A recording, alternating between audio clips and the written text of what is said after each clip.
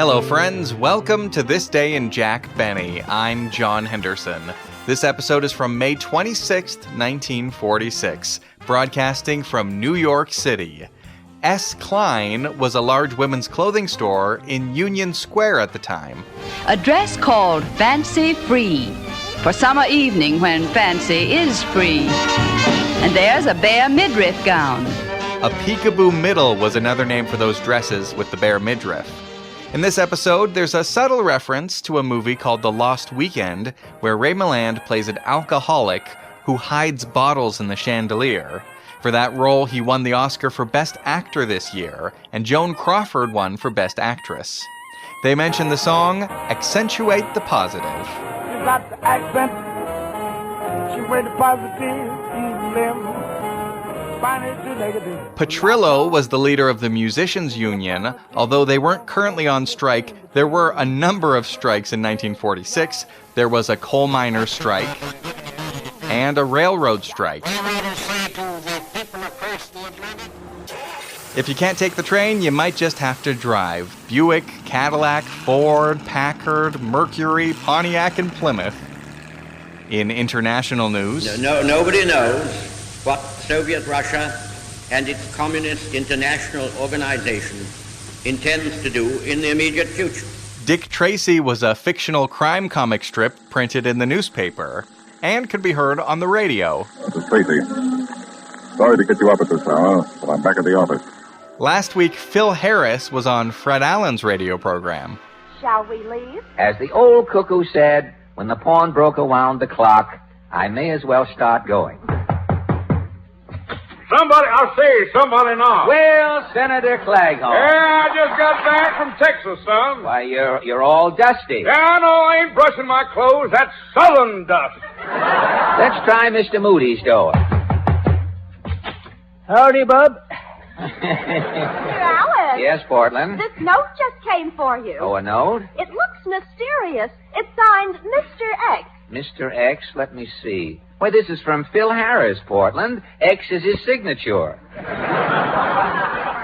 See, you know that Hey, this may be Phil now. They had better be, or the rest of the program will be nothing but Crosby records. Come in. Well, open my mouth and pour down a gallon if it ain't my baggy-eyed pal, Frederick Allen. Phil Harris. And Ed Sullivan was not yet a television variety host. This is Ed Sullivan, New York. Ed Sullivan, the famous columnist, the man who writes Little Old New York.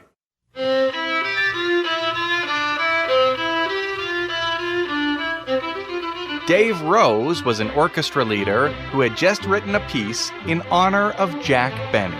It was called the Waukegan Concerto.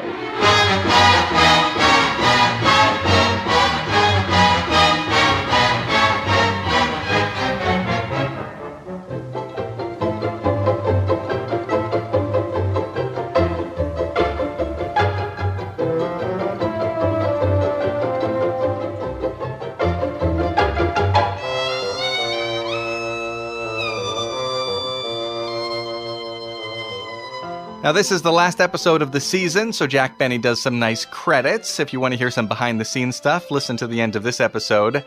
And the summer replacement show for Jack Benny would be the fabulous Dr. Tweedy. Dr. Tweedy, the dean of men at Potts College, is a philosopher, and he frequently admonishes his students. The way to health is as plain as the way to the store. It depends chiefly on industry and frugality.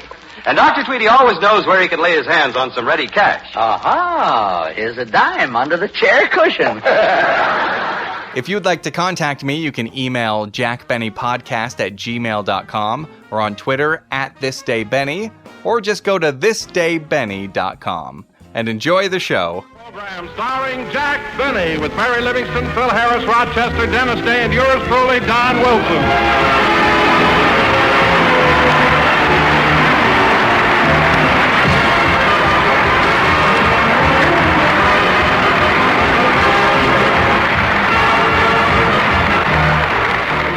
Ladies and gentlemen, since tonight is our last broadcast of the season, I would like to pay tribute to the star of our show. 15 years ago, a kind and gracious young man started his radio career at the tender age of 37. I was awfully tender. And tonight, 15 years later, he's still kind, still gracious, and still 37, and here he is, Jack Benny.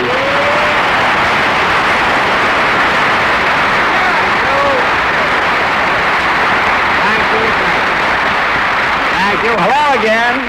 This is Jack Benny talking, and Don, that was a very silly statement to make. If I was 37 and that was 15 years ago, today I'd be 49. You mean 52? I can get it wholesale. Anyway, for your information, Don, when I started in radio 15 years ago, I was 22. What are you talking about? I knew you then, and you had gray hair. Don, I was born with gray hair. I was worried about the doctor bill. I'm glad I didn't pay him slapping me when my back was turned. And Don, here's an amazing coincidence. If you read it in the story, you wouldn't believe it. After all these years, who do you think is sitting in the audience this very moment? The doctor. No, his lawyer. The case comes up in court Wednesday. Anyway, Don, since this is the last program of the year, I've got a surprise for you. I'm giving everybody a bonus. Here's a check for you. Well, thanks, Jack. I know it isn't much, but it'll help you get back to California. This check will help me get back to California? Turn it over, brother. There's a road map on the other side. I nearly killed that one good. My first good joke, what I did to that. And Don, never look a gift phone in the mouth. I want to say that right. Oh, hello. Hello, Jack. Hello.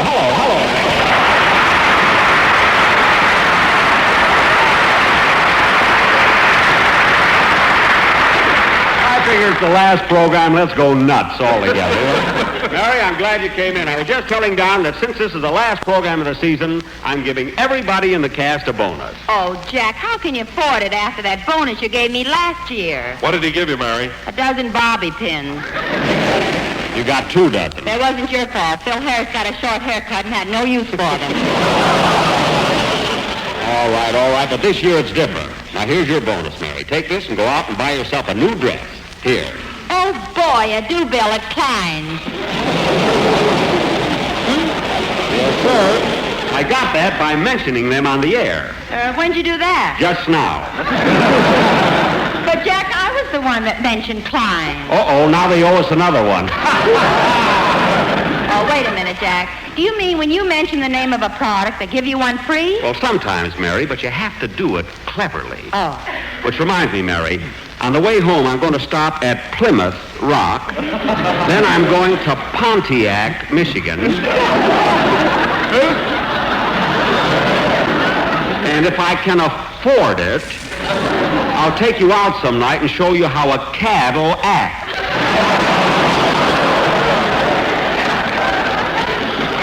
Well, you certainly packered them all in. Thanks, Mary. That was a Buick. Say, Mary, where are you going to spend your vacation this summer? Inside of a Longines watch. I can go along with a plug. Just be happy with your dress. But I'm not kidding, Mary. Where are you going to spend your vacation? In Grand Central Station. I like peace and quiet. That joke was written 3 o'clock yesterday. It's amazing what 24 hours can do to a gag, isn't it? Oh, hello, Dennis. Hello.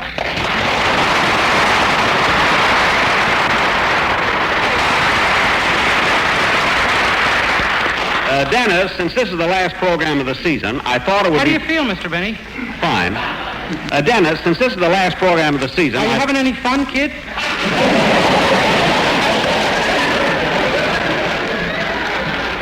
A little. Dennis, since this is the last program... What day are you going home, Mr. Benny?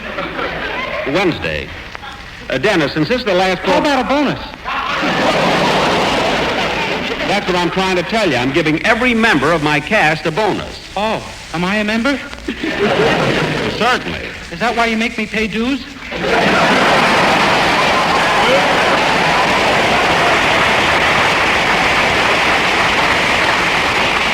That has nothing to do with it.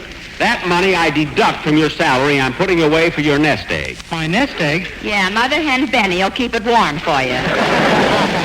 Now, I don't have to worry about a nest egg, Mary. I'm expecting a call from my sponsor any minute to pick up my option. And believe me, this year I'm going to be even tougher to get than last year. Yeah, you're really tough to get. Well, I was. Oh, sure. The sponsor laid the contract on the table, pointed to the dotted line, and you signed so fast you put half your name on his finger. On his finger. Some joke. Now, let's get on with Say, it. Mr. Benny, how about my bonus? Oh, yes, Oh, wait a minute. I just happened to think of it. I gave you your bonus yesterday. Oh, yes, I forgot. Thanks very much. You're welcome. What'd you get, Dennis? A dress at Klein's.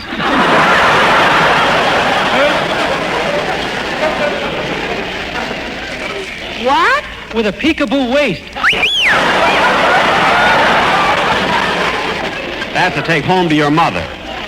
And another thing, kid, I got a surprise for you. I may be able to give you a car. A car? Yeah, a few minutes ago I mentioned the name of a lot of automobiles, the names, and naturally they'll all send me one. Gee, that won't work, Mr. Benny. I tried it once. I mentioned Mercury. And what happened? They sent me a thermometer. Oh. So I took my temperature. It was 106. What? Boy, was I burned up. Dennis. That's a joke, son. I'm glad you told me. Now, come on, Dennis. Let's have a song, will you? Come on.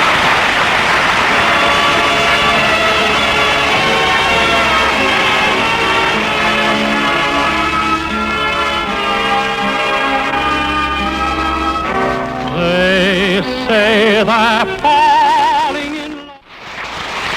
They say it's wonderful from Annie Get Your Gun, sung by Dennis Day. Very good, kid, and I'm happy to know that you're going to be with me next season. Mr. Benny, you tricked me into signing my contract. Tricked you? Dennis, your new contract calls for $38 a week. And that's what I'm going to pay you, $38 a week. So how did I trick you? When you held me upside down, it looked like 83. Oh, stop. Why, Jack, that's the silliest thing I ever heard of. If you wanted to trick Dennis, why didn't you hold the contract upside down? With all the pages it had, Dennis was lighter. So let's... All right, folks, you can dry that clear, because Harris is sure to be back next year. I'll be here. Lay that applause on me. Yeah. Lay it right on me. That's it. Thank you. Give me enough to run me through the summer, you know. Hey, Phil, I heard that, and you don't have to worry about the summer. I'm giving you and every member of the cast a bonus. Look, Jackson, I know all about your bonuses. If you really want to do something, just give me a little raise in salary. A raise in salary. Phil, you're the only man in the country that can't strike because you know you're overpaid now. And you can take that miner's lamp off your head. You're not fooling anybody. If I gave you a raise, I know what you'd do with it. Now, look, you're wrong this time, Jackson. I'm on the wagon. You're on the wagon? The trains weren't running. I had to get on something. Oh. Look, Jackson, I haven't had a drink since we've been in New York. What are you talking about? I saw you in a bar last night. You ordered a double scotch. That was to dip my tie in. Dip your tie in? I can quit drinking the stuff, but I'm not going to stop smelling it. I should have known. When you get undressed at night, you hang your clothes in the closet, put your tie in the chandelier. Hey, Phil, let me look at that tie. Is it pure silk? No, it's a blend. Now cut that out! Imagine dipping your tie in scotch. Yes, sir. I'm the only guy in town with a wet cravat. Oh, Harris, when you leave New York, they're going to hang all the comedians at half-mast. The one they should hang, they won't. I mean, people, now you know why I need a vacation. Oh, my goodness, I nearly forgot. Don, hand me that glass of water, please. I want to take this pill. Oh, here you are. Thanks. Jack, what was that pill you just took? Well, after our show tonight, I have to go over and appear on Fred Allen's program. But what was the... Benzedrine. I want to keep awake. You're better off asleep. I wouldn't have to look at those bags under his eyes. Allen's got the only face I ever saw with patch pockets.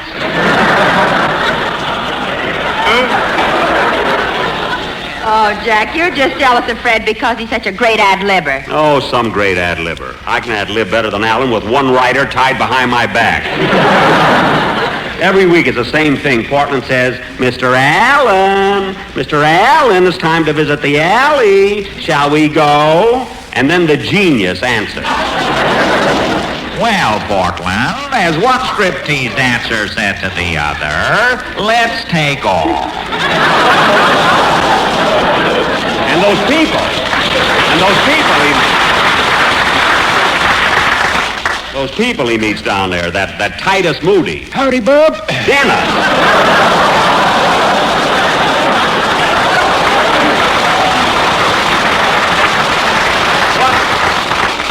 What people see in Alan, I don't know. He tries to read a script, the words get blocked by his nose, then they get kicked around by his tonsils, bounced off his adenoids, and because it comes out different than the way it's written, they say he ad-libs. Believe me, I'm better than he is. That's 3 betters. I'm 3 times as good at it. I can ad-lib. Go on. You couldn't ad-lib a yawn after a gallon of Ovaltine. I can, too. Say, Phil, you were on Alan's program last week, weren't you? Yeah. And say, Jackson, you want to know something? What? Did you know that I found out something about Senator Claghorn? Oh, what? He's from the South. No. So help me, Petrillo. Thanks for telling me, Phil. Now, come on, let's have a band now. Okay. Oh, say, Jack, excuse me a minute. Yes, Don. I may not see you after the show, so I just want to say goodbye now. Don, you mean you're in such a hurry to leave on your vacation? Oh, no. I'm going to start my summer job for Lucky Strikes. Summer job? Another program? No, I'm going down to North Carolina and pick tobacco. Pick tobacco? Don, you mean our sponsor is making you do that? Oh, no, Jack. I begged him for the opportunity. You what? Just think of it. The whole summer feeling those tobacco leaves. But, Don, look. That fine, that light, that naturally mild tobacco. But, Don, spending your whole vacation picking tobacco? That's my pleasure. Raise my voice and call slowly.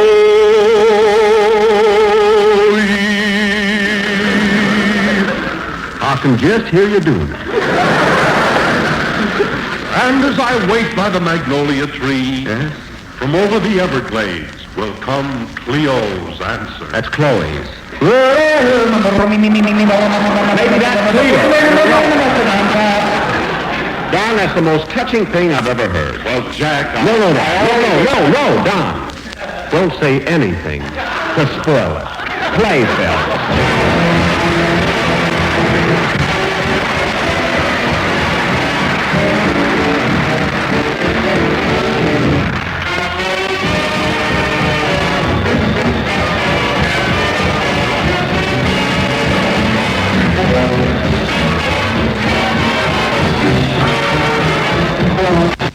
Let me tell you something. That's one on you, Jackson. This ain't even my band. These are New York boys. Well, how'd you happen to pick them up? Easy. I was just walking down the street and they followed my tie.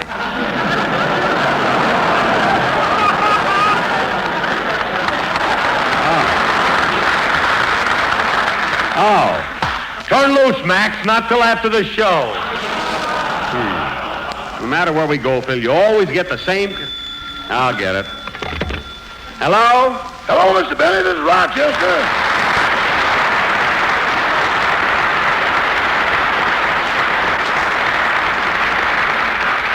What is it, Rochester? I got your trunk all packed and loaded on the mule. Rochester, the railroad strike is over. You got the mule before the strike was on. Well, I'm taking the train. I'm kind of sorry you're not going back with me, but I'm glad you got that nice job at the Zanzibar Cafe. Oh, thanks for letting me take it, boss. But ain't I the one that's supposed to get the 90%?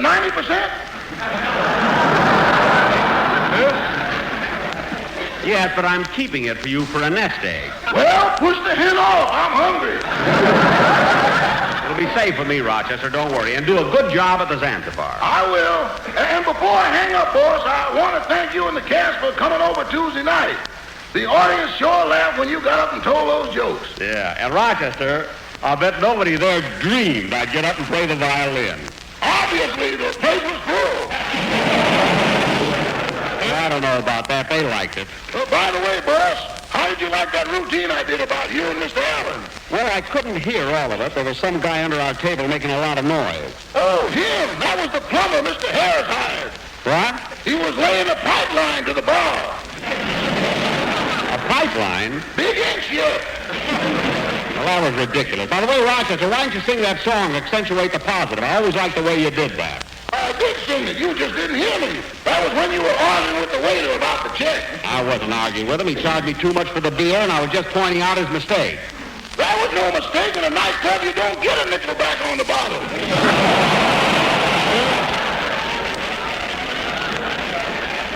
Clip joint. Anyway, Roger, you go on and have a good time here, and I'll see you when you get home. And by the way, I have a little bonus for you. I'll mail it to you. Never mind. I'll go down to Klein's and pick it up myself.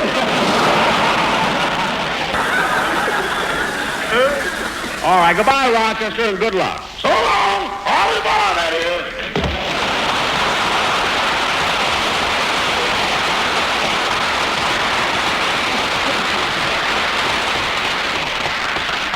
Well, kids, in a few minutes, our last program will be over, and we probably won't be seeing much of each other until September.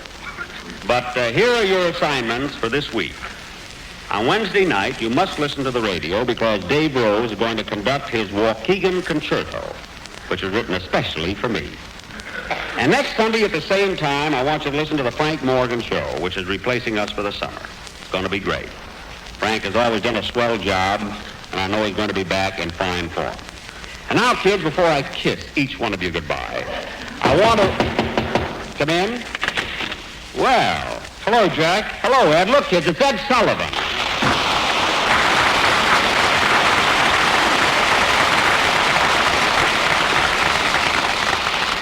Ed, it was nice of you to drop in on my last program. You know the gang, Mary, Don, Dennis, and Phil. Hello, Ed. Hello, nice to see you. Yes, Jack, I've met them all except Phil. Yeah, we ain't never had the pleasure.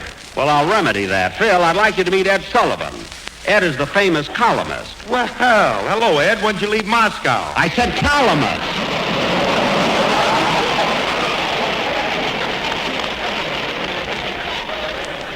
My goodness, Phil. Tell me, Ed, what's the, him I'm going to have back next year, Phil. Ed, what's the occasion for this visit? Well, Jack, I came over to present you with an award. An award for me? Mm-hmm, but first I'd like to get a little interview. See, our readers would like to know exactly what goes on behind the scenes in a radio show. You know, who are the people behind the performance? Well, let's see. First, I must give credit to my writers. John Tackerberry, Milt Josephsberg, George Balzer, and Sam Perrin. I think they're four of the smartest, cleverest, funniest, and most intelligent writers in the business. Well, Jack, it's very nice of you to say that about your boys. They wrote the line. He had to say it. Mary. But, Ed, you can take my word for it, they're very clever. Oh, I know that, Jack, and I've heard a lot about them. Jack, isn't it true that Sam Perrin and George Balzer wrote the Broadway show Are You With It? Yes, they did that with my permission. And didn't John Tackerberry write that song, Pickle in the Middle? Yes, he did that with my permission. And isn't your other writer, Milt Josephsberg, expecting a baby soon? Yes, he is.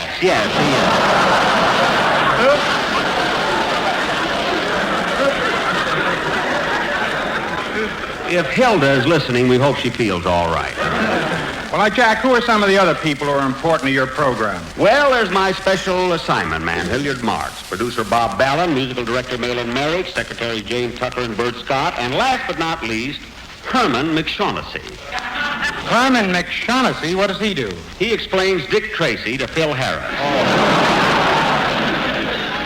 Now, on the acting side of the ledger, we have Mel Blanc, who plays the part of my French violin teacher, also my parent. Artie Auerbach, the hot dog salesman. Sarah Berner and Bea Benaderet, who play the telephone operators. Dick Lane, who plays the part of Steve Bradley, my press agent. Janine Roos, who played Phil Harris's little daughter. Frank Nelson, who always pops up on the show, looks at me and says, yes? And Joe Kearns, the keeper of my vault. Mr. and Mrs. Ronald Coleman, who really own this program, but let me guest star on it during the weeks they're off. My NBC engineers, George Foster and Charlie Buck. My sound men, Floyd Caton and Parker Cornell. And finally, Wilbur Klingenpeel. Wilbur Klingenpeel? He explains Dick Tracy to Herman McShaughnessy. Well, Ed, I guess that takes care of them all. Well, unless you want to mention the janitor who sweeps up after the show. No, he left me and is now writing for Fred Allen.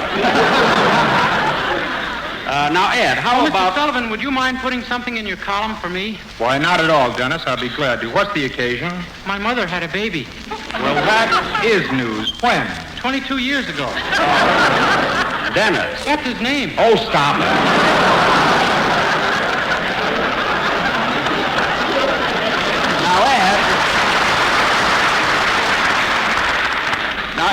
want to appear anxious, but how about this award you're going to give me, huh? Jack, let go of my lapel. Oh, pardon me. I forgot myself. What kind of an award is it, Ed?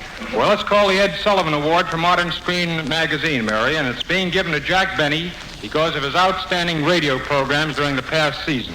Oh, Ed, that's such a thrill, really. I'm overwhelmed. I feel faint. Quick, Phil, let him smell your tie. And so, Jack, on behalf of Modern Screen Magazine, it gives me great pleasure to award you this gold plaque. Gee, thanks.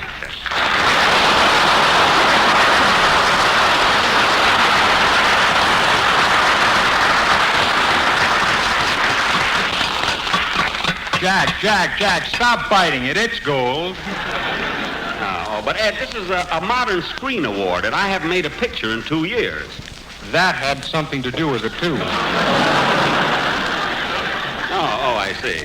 You know, Mary, it's really a great thrill for me to give this award to Jack because he made his very first radio appearance on my program 15 years ago. That's right, Mary. Who sponsored that program? Well, let's see, Geraldine Hair Tonic. Jack made his debut on a hair tonic program? On a hair tonic program? On a hair tonic program? What an opening for an actor who ain't worried about options. Phil, one more word out of you, I'll light a match to your tie and blow you out of here. Now, quiet. Well, I guess I'd better run along, Jack. How about another game of golf tomorrow? Certainly, Ed, if you're not afraid that I'll beat you again like I did yesterday. Wait a minute. Say, Ed, did Jack really beat you at golf? Why do you think I had to give him this award? Oh, for goodness sake, Ed, it was our agreement that you weren't supposed to mention that. Now you've spilled the beans. Well, goodbye, Ed, and thanks very, very much. You're welcome, Jack, and so long.